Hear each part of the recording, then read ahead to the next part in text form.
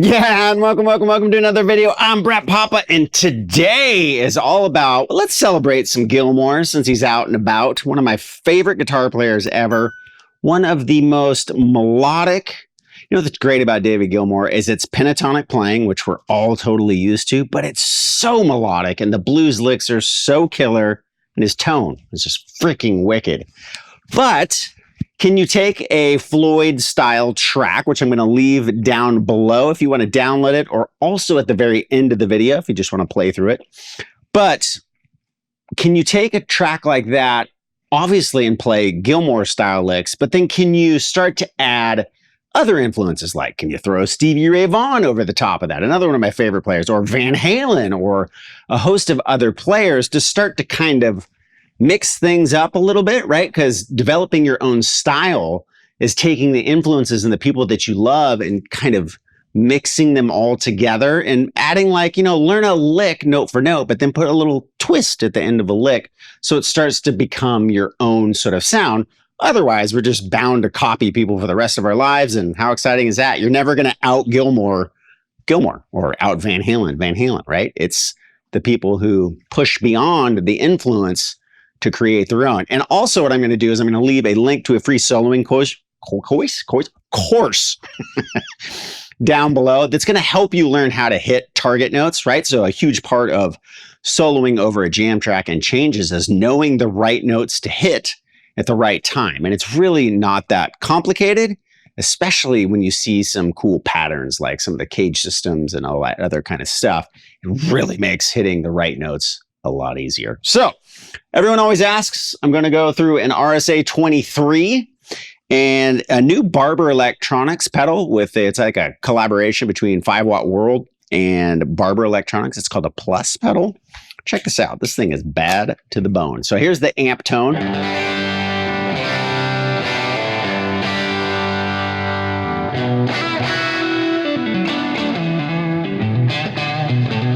But with the pedal,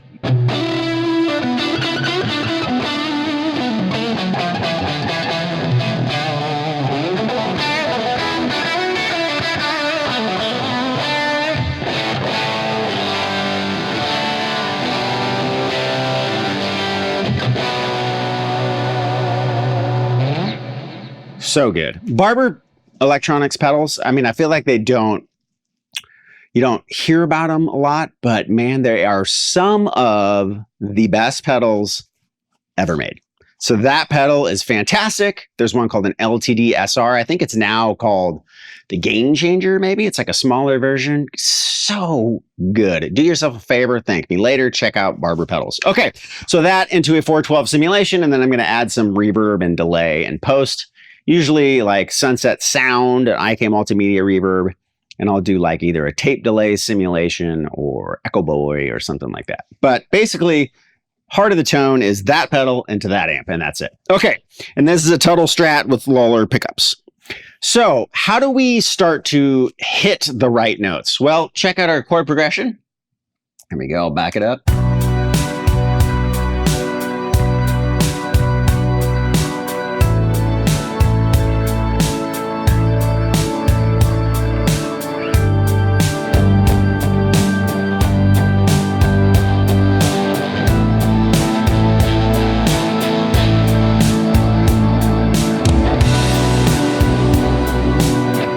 Super simple, very familiar chord progression. It could be All Along the Watchtower. It could be, you know, Stairway to Heaven. It's Pink Floyd songs. It's a very popular chord progression. B minor, A, G, back to A. Now, what's great is the simplicity allows us to really concentrate on notes, and it's slow. So we don't have to worry about like, oh God, the changes are so fast, I'm not going to be able to hit the right notes. Purposefully slow, so you can really concentrate on hitting the right notes. So, like I said, in the soloing course down below, it goes over kind of the cliff notes of the cage system, which is the biggest light bulb moment probably you'll ever have in guitar. If you are soloing and frustrated and can't seem to hit the right notes, it's everything, right? So the cool thing about it is it helps you see chords all over the neck. And the cool thing about that is most of us already know our pentatonic positions or shapes. And what that allows you to do is see the chords inside of those shapes. So when you're jamming in pentatonic position 1 like this, that position, you know, where's the B minor chord in that position? Well, in this case, it's pretty much the whole frickin' position is notes out of the chord.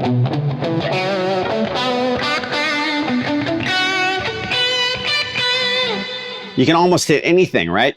But when you take it a step further and then that A chord and that G chord come in, are those still in that same spot, that 4-fret span that our first chord is in? Yes, those chords are right in that box too. And the cage system is going to allow you to have sort of a pattern-based method to really see those chords everywhere. And it's amazing. So let me give you an example. Inside of that B minor position, which in the cage system, that would be an E-shaped chord. So the shape of the chord, imagine like an E minor chord like this, and your first finger is just essentially a movable capo at that point. So this would be an E minor shaped chord, and it's a B minor chord with an E minor shape, okay? So always attached to the E shape in the cage system is the D shape. So if you think of the word caged, it's C-A-G-E-D. E and D are next to each other, which means the cage shapes E and D are always right next to each other. Okay, so if we're here and I go down to this next E-shaped chord, if you think about a D chord, the root of a D chord is on the D string. So if I know I've got an A chord here with an E shape, the D string has an A note right here. So what I would do is I would essentially go and I would make a D chord, just like I would here, right? With same spacing, pretending I have this. And I would put it right here. And that would give me this G chord right inside that position 1 shape. Right? So it'd be right there. Now, if you take this down, and we're using that E shape again, well, then the same thing applies. That D shape is going to be right there too. So essentially, just in this one shape, you can hit every one of those chords very easily. And I'm just going over the E and D shapes. There's also, you know, a C shape. Now this is, think of a C chord, these 3. And the root, in this instance, is on a G note. So that's, you know, essentially my G chord, and then I can move it up here to the A. Right? So they're all over the place, right? So let me just show you like the patterns inside that shape 1 as the progression goes by and show you how easy it is for you to be able to hit the notes. I'll just show you the triad shapes that you can just concentrate on the bottom 3 strings if you want to learn how to hit the right notes. And then we're going to add the Gilmour-style, the Stevie Ray Vaughan, and the Van Halen style right after that. But this is the most important part. You got to know how to hit the right notes first, because all of those players are fantastically melodic. All right, so we got to know how to hit the right notes. So back it up. B minor, A, right, that shape. G, or this, and then back. So you can solo out of that shape.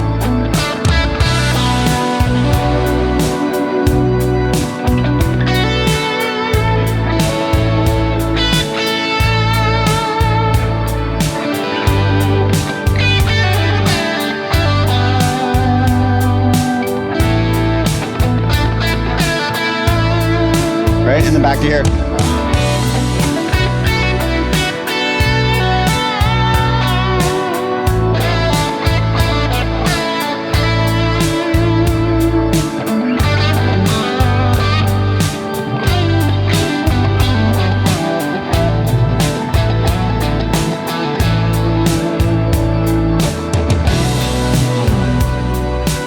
So that's going to show you how to hit all of those notes. Again, that course will go over like a really quick way to really add melody, feel, and also just awareness of how to look at the fretboard to really nail the changes of a chord progression.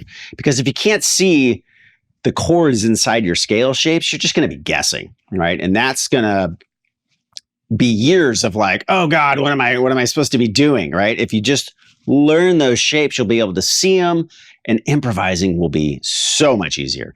Okay, so for the Gilmour sound, there's a number of amazing things that he does. Obviously, the tone is wicked, but playing-wise, there's a number of isms that he does. Stuff like those kind of licks with pinch harmonics, right? So those are basically, if we're over that B minor chord, you're essentially going down the scale, but you're hitting the chord tones on the way down. So this, you're already hitting the notes of the chord. This is the third of the chord. So you've hit every note of the chord. Third, root, fifth, third, root, right? So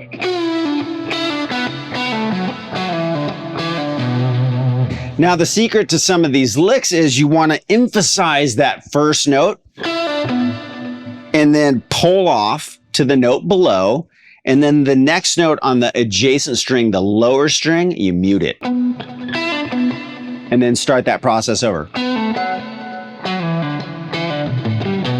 Now, it's not always going to be that pattern, but he uses that pattern a lot. Comfortably Numb, if you want to basically have a handle on almost every Gilmour-style lick, Comfortably Numb, Another Brick in the Wall, too, songs like that really will kind of get you all of the licks. Another favorite solo of mine that's super, super melodic is on the Division. The Division Bell albums are fantastic, you know, if you're looking to get melodic playing. But what's the song? Oh, I'm totally blanking right now. I'll think of the song in a second and I'll say it. But there's Coming Back to Life. There's a really amazing solo in that song, 2 solos in that song that are just fantastic. I've actually done those on YouTube, tabbed out those solos. So not tabbed out, but played those solos. And they're really great for learning that style and the feel. Okay, so these first position licks, I think those kind of licks, they're just infamous for those kind of licks. So learn how to get that blues style lick down. So it's basically you're bending up, and if we're in B minor, you're bending up on the G, and then 7 and 7 on the E and B, or B and E. And then you can do that pattern. Or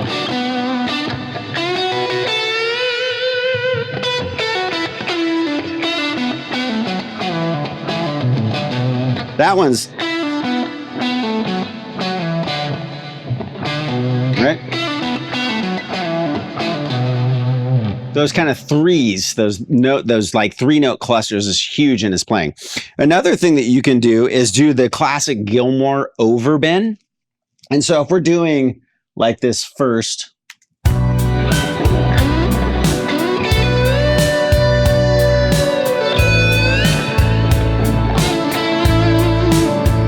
now you have to do that in the right spot, but check this out. If you're in section 2 or position 2, section 2, it's a concert on your fretboard. If you're in position 2, right, that total blues shape, this note right here, which is going to be the root, right, of your B. If you bend this note up a whole step, you're going to get to right here. What you're going to want to do is bend it up one more note, and it's a big bend. So it's a 1.5 step bend, but you're going to get from the root to the 3rd of the B minor chord. Okay, so when you go and then hammer that note again, you've hit the 3rd of the chord, and then you've hit the root of the chord. So that's why that sounds so awesome. So if I back this up.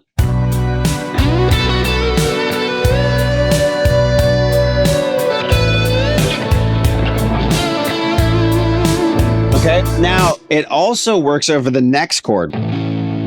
Because if you think about that,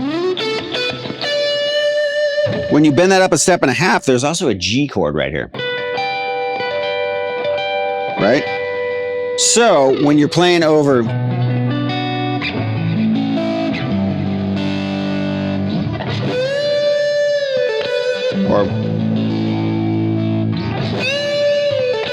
it sounds actually good over every single one of those notes, right? So there are every single one of those chords. That totally works. But typically that B minor or that G is going to be totally safe to do that lick, or coming from, you know, at the turnaround is going to sound great because you can hit that, right? And pull that down. And when you go to this note, you're back in the G, right? So if it's like,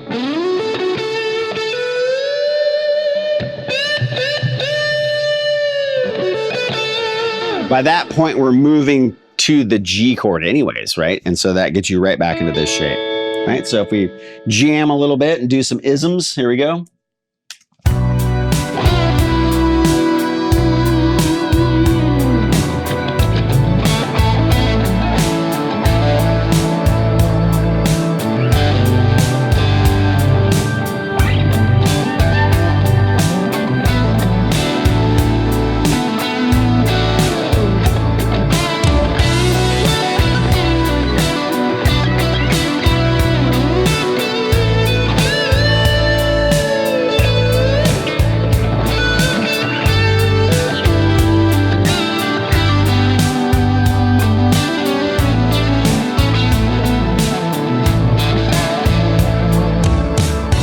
So you can start, you know, manipulating those other chord tones. If you saw me go down, you know, there's also other notes. If you're just strictly paying, I can't talk today. Coffee, that's what I need. So if you're strictly playing pentatonic shapes, but you can see the chords inside those pentatonic shapes, you're going to notice that some of the notes, like in this progression, if I were to go, well, this would be shape 5 of the pentatonic scale. But if my G chord's right here, this note is not in that shape, but it is in the chord, so it's gonna work. So check this out. If I back this up,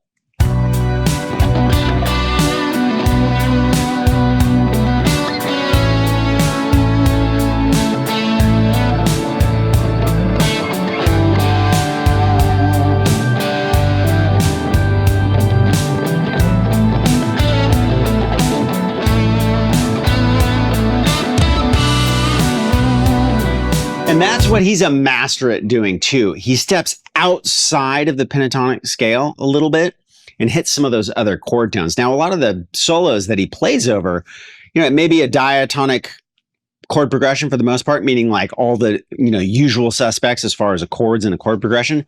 But in a lot of the songs, there's also like that random chord that's borrowed from who knows where, right? And you have to pay attention to those notes that come in. So that's another brilliant thing about the cage system is if you can see all of those chords all over the neck, even when you hit a random chord that's not in the key, you're still going to be able to see it on the fretboard. So even if you just land on one note and give the chord its due, or a note in the chord its due at the right time, then it's still safe if you're playing over a chord progression that for the most part is in one key, but there's some random chords in there.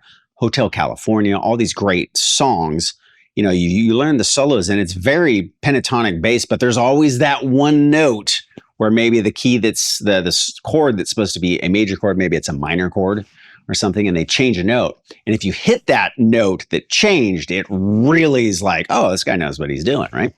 So that's important. Also, the other thing with Gilmour, a lot of bar work. And I'm going to talk about Van Halen here in a second too. The main difference between the two, they use the bar, you know, a lot, both of them. Gilmour's is floating. So you get up and below. So above the note and below the note. It's hermetic. So you got, where Van Halen is like, there's a block and it's basically on the body. So you don't pull back, you just get depression, right? So you can go Gilmour. So a great way to use Gilmour licks when you do that is the unison bend thing with the bar. So like in Comfortably Numb, the delicate sound of thunder, album, one of the greatest solos of all time. It's so good. It's like the most perfect Gilmour ever. But he does this thing where he does unison bends with the bar. So you got...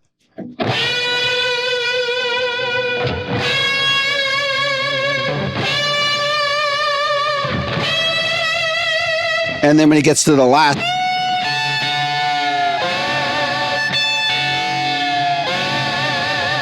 It just creates this rub that's so great, right? It's this tension. It's really cool. And you can't get that from doing vibrato. Like, so I could go, but you don't get the above and below the note. That really sounds awesome, right? It's even better when there's delay and verb and all these notes start mixing together. It sounds amazing, right? So that's another great thing, is if you have a little play, both being able to depress and pull up on the bar really helps with the Gilmour thing. You'll see if you watch him play live, a lot of his vibrato, he has wicked hand vibrato, but a lot of the notes, he does vibrato with the bar, right? And then you can kind of do those just notes into nowhere.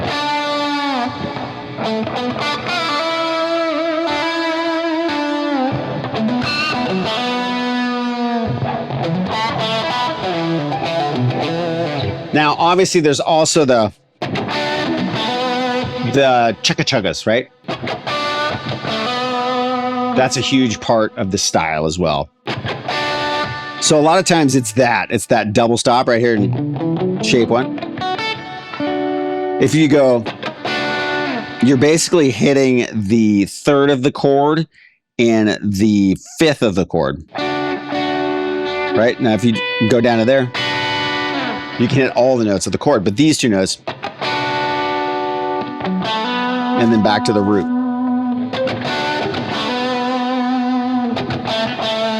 Right, so you can be like,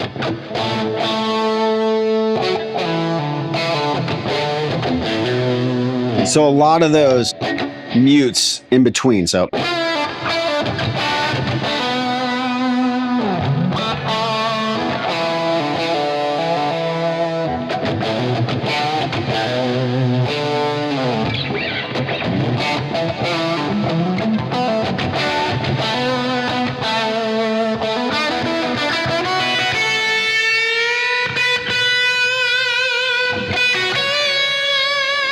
That's also when he hits a lot, the ninth.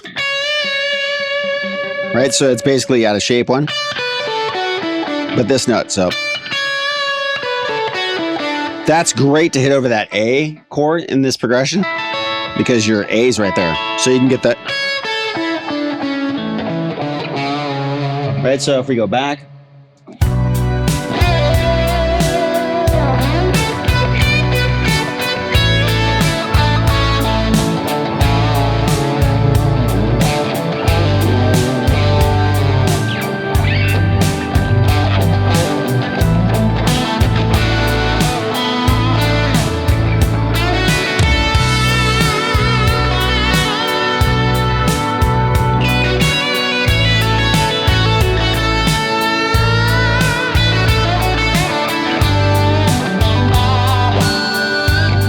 Okay, so the other thing is the pinch harmonic, and that's just hitting the thumb skin and the pick at the same time.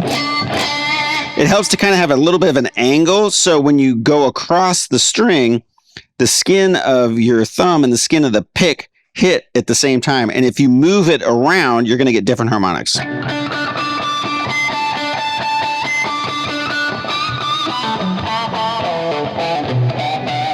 So a lot of those notes where he just tweaks a little bend, those are the ones that you can add a little of those harmonics on. Okay, so that would be kind of Gilmour in a nutshell. Now, can you add other influences over that style of a track? Yeah, absolutely. So like Stevie Ray Vaughan, another huge influence. If you think about that D shape I was telling you about. So here's a B minor chord. That D minor shape of the same chord. This is a B minor chord, but a D minor shape. This is the Stevie Ray Vaughan.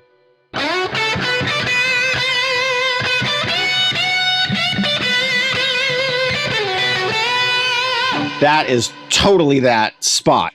So what you would do if you wanted to add a little bit more of that influence in your playing is you would make the vibrato a little wider, right? So he's going to hang on a note, but this Texas flood, I mean,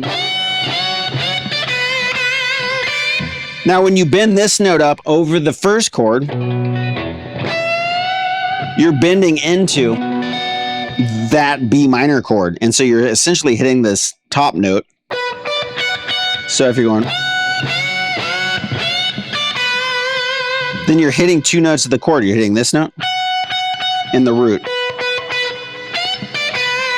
And if you go here, right, this is all the notes of a B minor chord, right? So if you go here, here, and here, you have fifth, root, and third of that chord.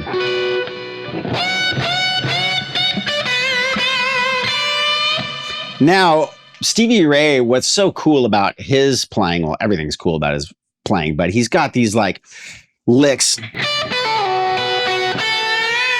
that are so cool. So you would hit, in this instance, you would be in position 2, and then you would go from 12 to 10 on the B, and then slide down into first position, and that's where you could do. He'll add that 9th note in there, but then he'll chromatically walk down. And it happens so fast that the ear's like, oh, that was cool. What is that? And even though the notes technically shouldn't work, they do, and it sounds great. Another thing he'll do is he'll, like in Texas Flood, he'll bend up.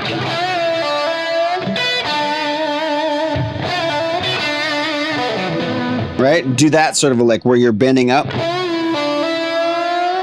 Grab the high string and then go back to the G string.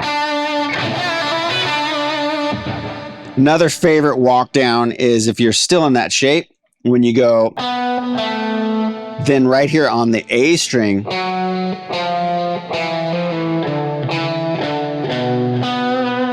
so you'll hear him go, right? That kind of lick, which is great. So you're walking down.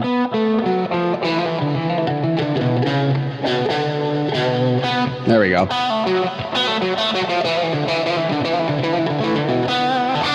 So if I started to add those kind of licks, so we got.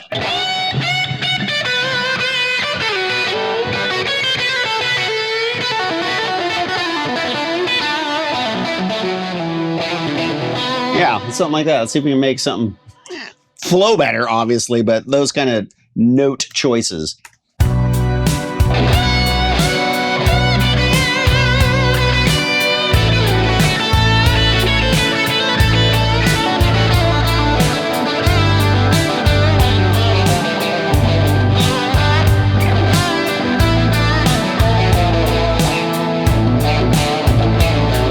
So can we add those two together, right? To get some cool like fusion of those two styles and then start to create kind of a sound where it's like, oh, that's familiar, but it's not, you know, plagiarizing one player for the whole solo. It's really starting to add all these other flares. And then can you kind of tweak it in your own way? So one of the things that I like to do a lot is add the flat 5. So if you're going, and a Van Halen thing I love doing is walking down. Or he'll be like, he'll bend up that first note, right? So we'll get into Van Halen in a second, but those are the kind of things that you can start to do to kind of add in that flair. You don't always have to go, you can slide into the note.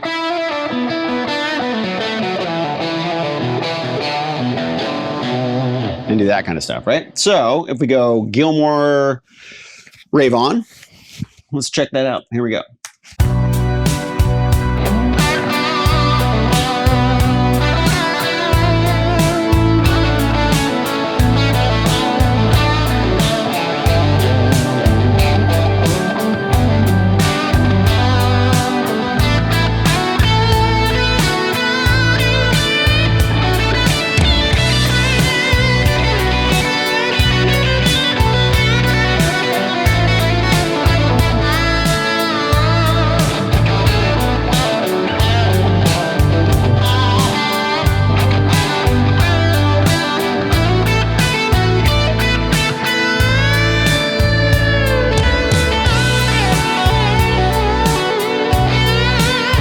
Okay, so Van Halen might take like,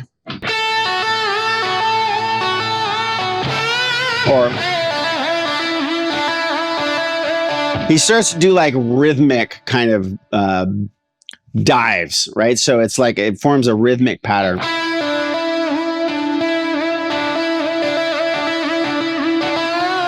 Right?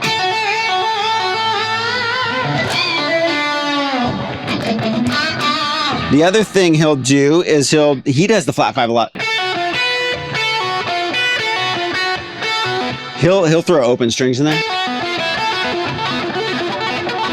and do awesome stuff like that. But if you don't want to just totally rip that lick off, you can get kind of the vibe.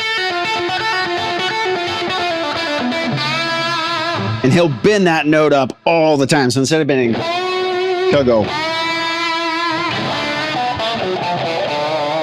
that kind of a vibe, right? Also, you can do the tremolo picking, but that's a little bit more difficult. Okay, so if we take this back, add some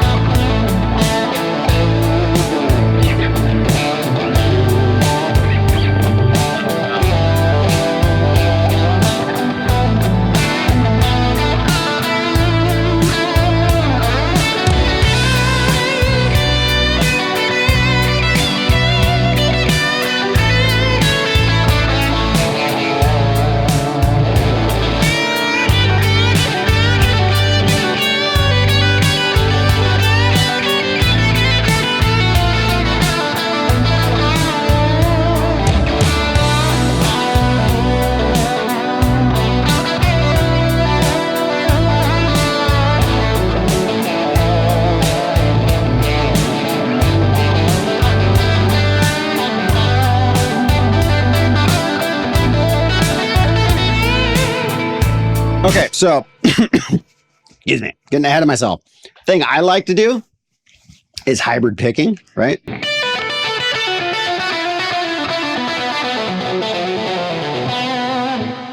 So I'll start to color in the lines to be able to get kind of like 3-note per string runs.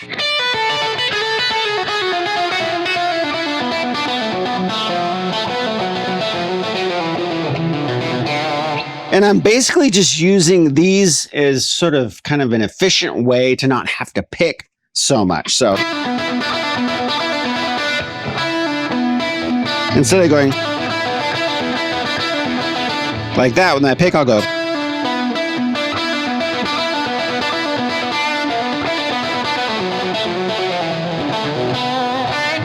You can also do kind of string skipping licks.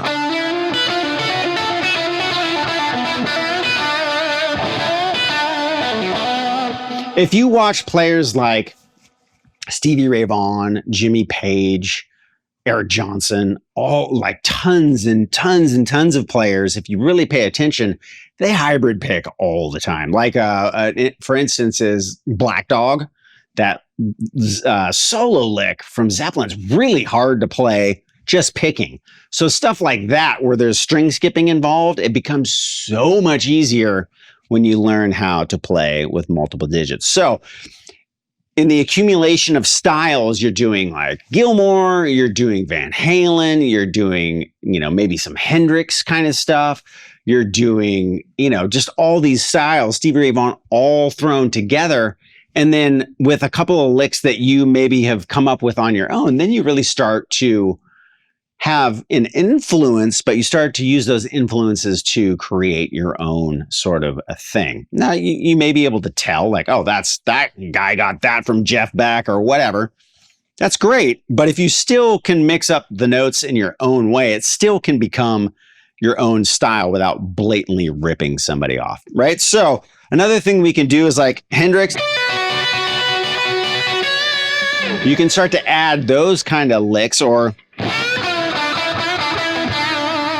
in this style as well over this track, and you can start to add that kind of stuff in there as well. So if we back it up.